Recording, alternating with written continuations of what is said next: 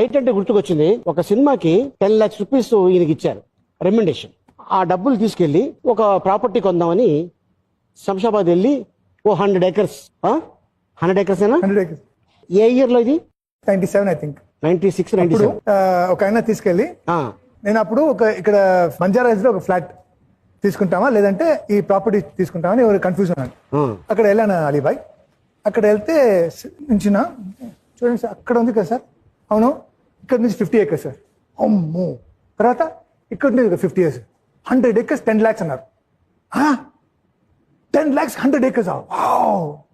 అప్పుడు నా డ్రైవర్ ఉన్నారు కదా, पृथ्वी भाई क्या है रे, मैं पेशाब करे जगह बताता हूँ, कई को बताता है.